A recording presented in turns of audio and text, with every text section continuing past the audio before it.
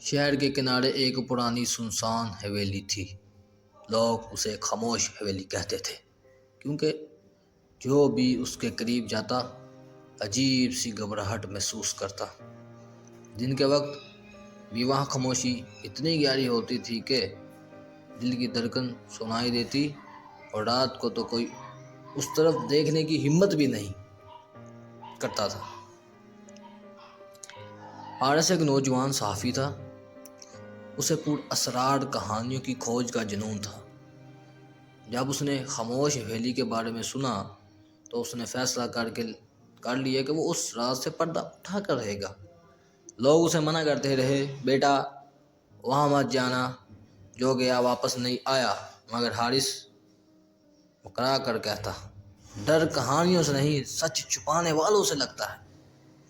ایک ابر آلود شام وہ حویلی کے سامنے کھڑا تھا۔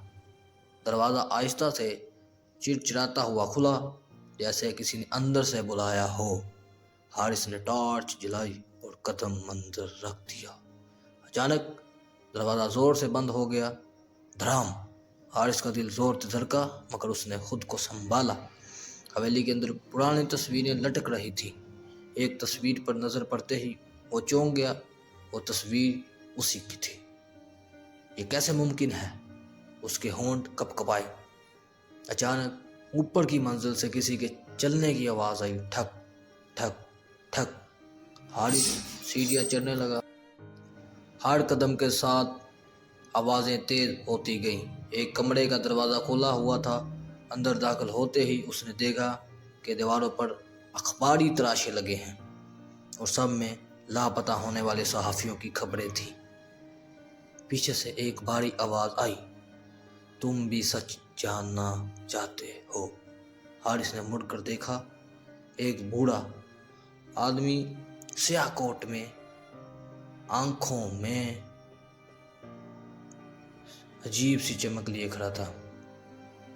حارث نے ہمت کر کے پوچھا، یہ سب کیا ہے؟ لوگ کیوں غائب ہو جاتے ہیں؟ بوڑھا ہنس پڑا، مگر اس کی ہنسی میں خوشی نہیں، درد تھا۔ یہ حویلی ایک جیل ہے سچ بولنے والوں کی۔ یہاں سے باہر جانے کا صرف ایک راستہ ہے، خاموشی۔ اچانک فرش ہلنے لگا، دیواریں قریب آنے لگیں۔ حارث کو محسوس ہوا جیسے سانس لینا مشکل ہو رہا ہو۔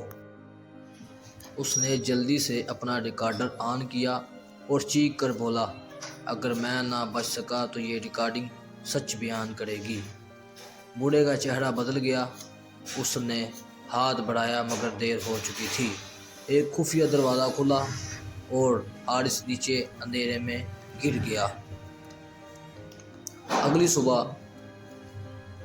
اخبار کی سرخی تھی، خاموش حویلی کا راز فاش، صحافی حارث لاپتہ۔